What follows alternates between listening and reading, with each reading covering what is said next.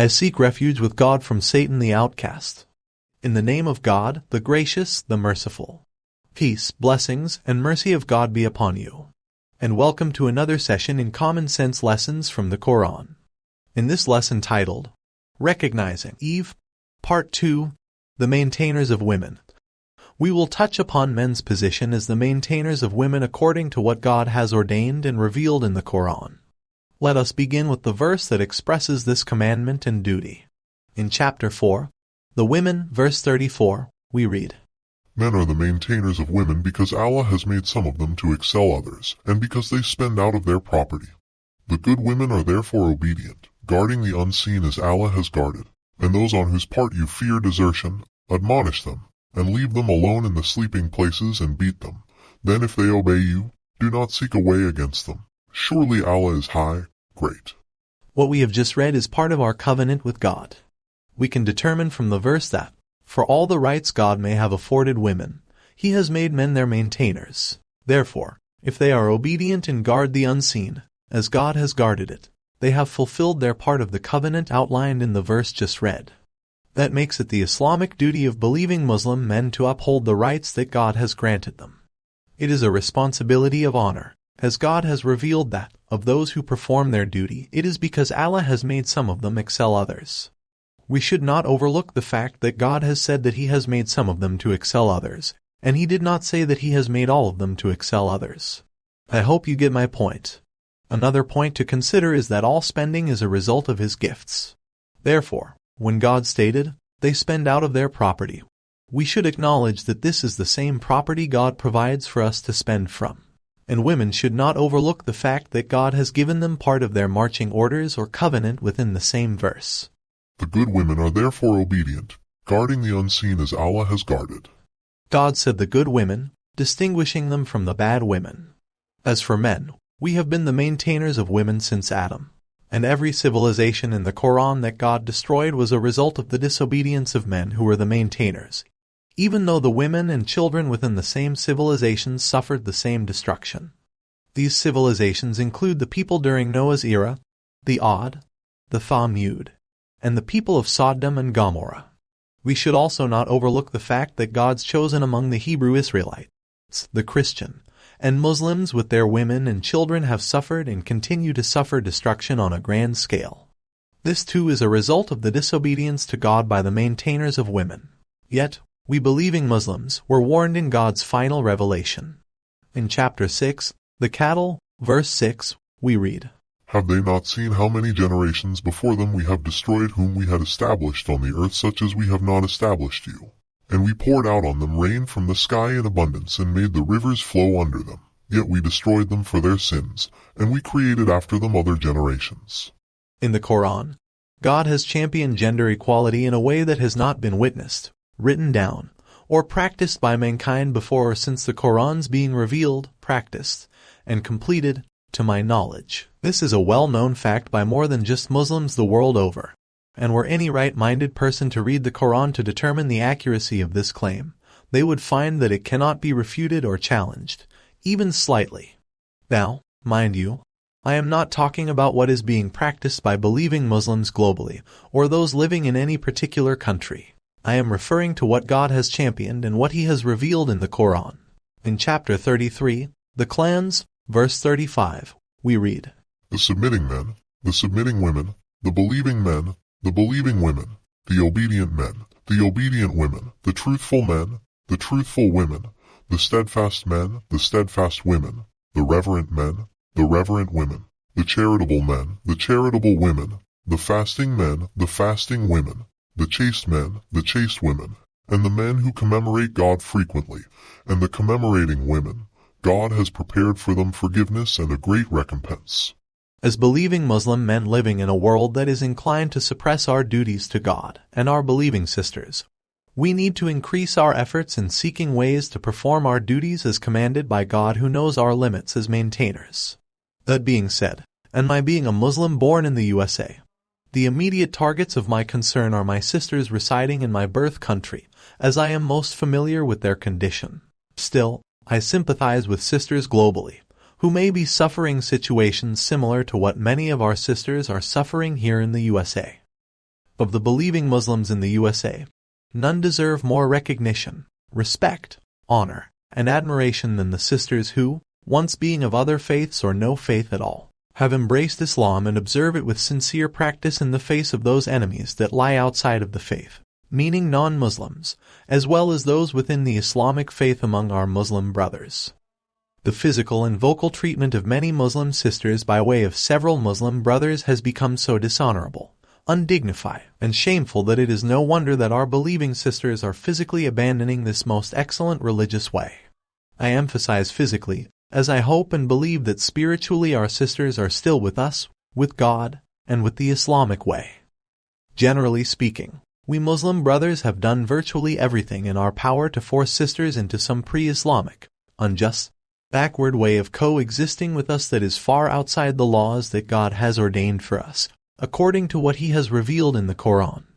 Their nature, rights, responsibilities, characteristics of how they should behave, and their appearance or how they should dress are all covered within the Qur'an. And much of the laws governing women can be found in chapter 4 of the Qur'an, entitled The Women. The same chapter covers much of men's duties or responsibilities to women. As it is in the Qur'an, it is not optional. It is by divine decree, which means we are obliged to accept and practice it. And the guidance governing relations between man and woman can be found throughout the Qur'an, and should be taken with deep consideration. In chapter 30, the Romans, verse 21, we read, And among his signs is this, that he has created for you mates from among yourselves, that you may dwell in tranquility with them, and he has put love and mercy between you. Verily, and that are signs for those who reflect. In the verse just read, God has revealed from where our mates are created. That is, from among ourselves, which is the initial action of the signs for those who reflect. Next, God expressed how we are supposed to dwell with each other, which is in tranquility. This gives purpose, meaning, and reason to the initial action. In other words, it answers why He has created mates for us. Finally, the qualities of love and mercy He has put in us, or between us, acts as part of the governing process in the relationship. Love and mercy are feelings-based qualities, where love is often given freely, easily, and happily. Mercy is not. Mercy signifies an offense having been committed, which generally requires compassion, patience, self-control, and forgiveness, to name a few, as offenses, more often than not, are met with extreme acts of violence. Trials, tribulations, and offenses between man and woman dates back to Adam and Eve.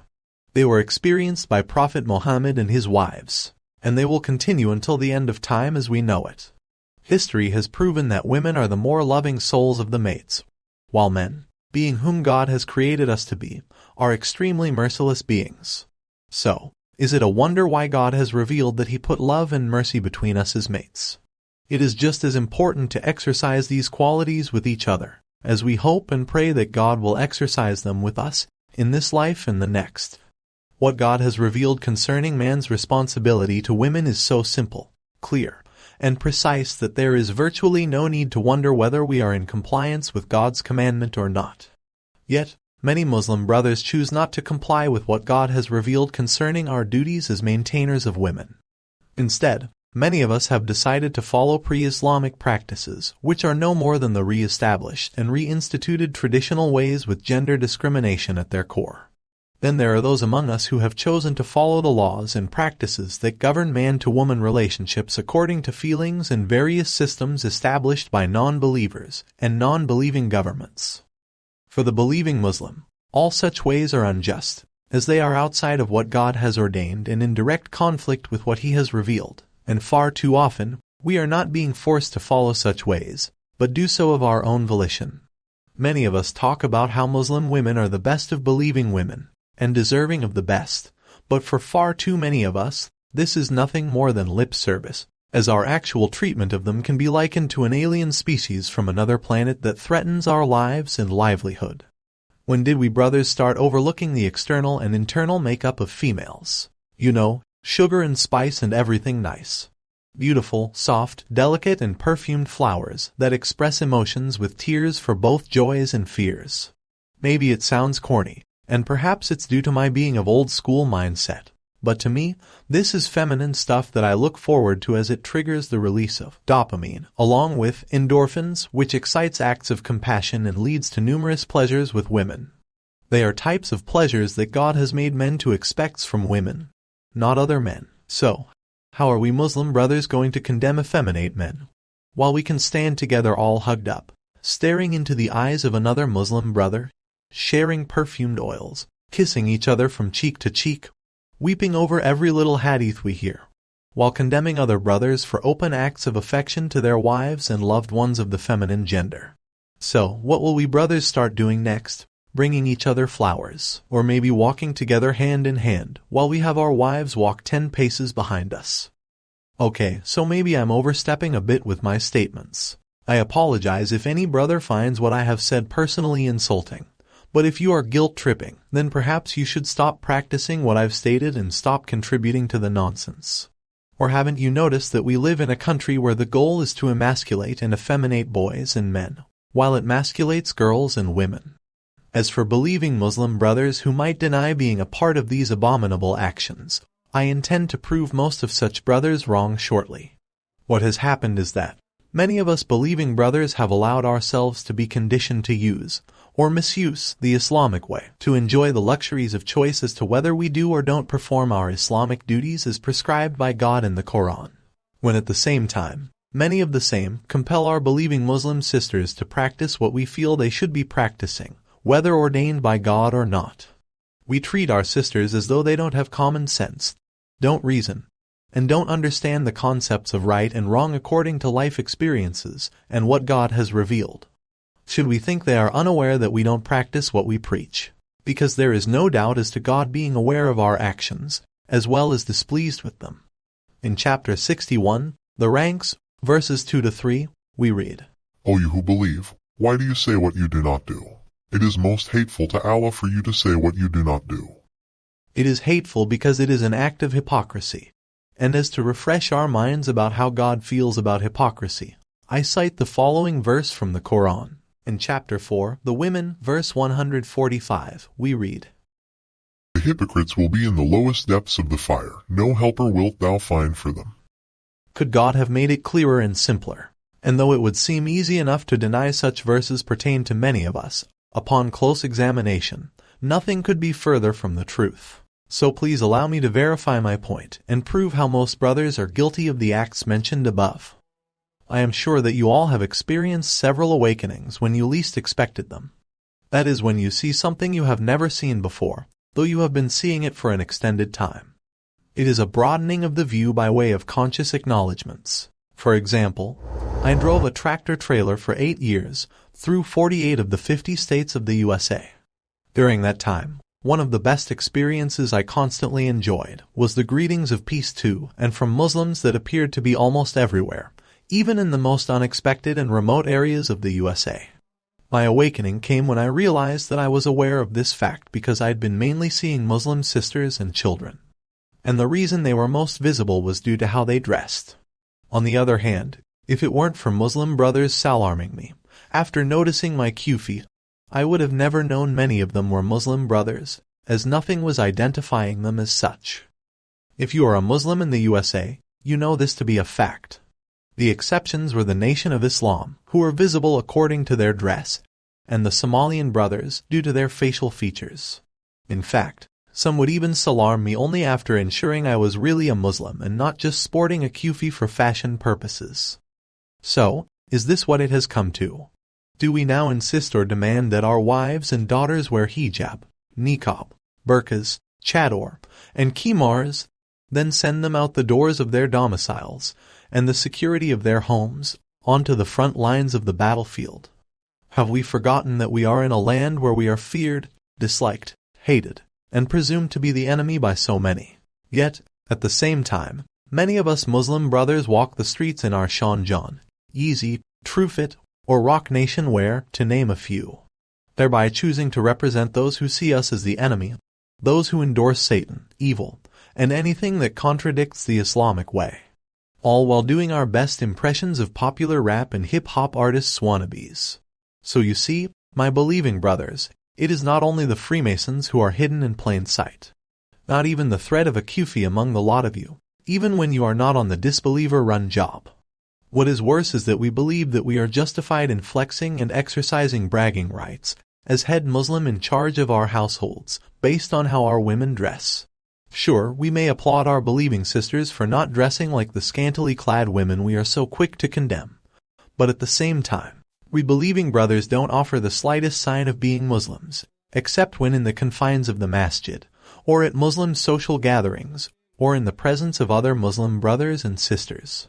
Does that really classify us as head Muslim in charge, or does it merely classify us as head Muslim incognito? Then again, maybe we are expressing our strength, bravery, and Islamic devotion through our believing sisters. Sorry, but I am not buying it. See if you can find a sale somewhere else. Of course, there are always exceptions to the rule, but they are for God to determine. Recognizing this predicament of Eve's daughters, which could be considered one of the shames of many of Adam's sons, has given new meaning to the following verse. In chapter 4, The Women, verse 95, we read, Not equal are those believers who sit and receive no hurt, and those who strive and fight in the cause of Allah, with their goods and their persons. Allah hath granted a higher grade to those who strive and fight, with their goods and persons, than those who sit. Unto all hath Allah promised good, but those who strive and fight hath He distinguished above those who sit by a special reward. Okay, so perhaps you are fighting with your goods by purchasing or helping to purchase so-called Islamic dress for the sisters, so they can fight for the cause of God with their persons. Sorry, but I'm not buying that one either. Do hidden in plain sight brothers believe they deserve to be granted the higher grade given by God? Think again. If believing brothers feel danger or fear relative to people knowing they are Muslim, aren't our sisters under the same threat? Oh, that's right, God will protect them. Wrong answer again. And for those among my believing brothers who still may not get the point, perhaps it is not meant for you to get. As for my believing Muslim sisters who visibly strive with their presence on the front lines, you continue to prove yourselves to be unequaled in your brother's eyes. Your modest dress is beautiful in many ways. May God ever be your protecting friend and helper from enemies seen and unseen, and may He reward you in this life and the next for your representation and observance of His way. I am not a man of robes, or the Arabian-centric looking dress, but know that some of us brothers are right there with you. Our kufis are our badges of honoring and representing the Islamic way until we can come up with another. As for those believing brothers not into openly representing the Islamic way, I hope that our believing sisters will be, or become as much of an honor and encouragement to them, as you are to many of us. Hopefully, this video will cause more brothers to come out of the shadows, step up and represent. Much respect to the believing brothers for openly representing the Islamic way, even if periodically. May Allah continue to bless us all and keep us all safe. That is for both visible and invisible Muslims. And may God's peace and blessings be upon you.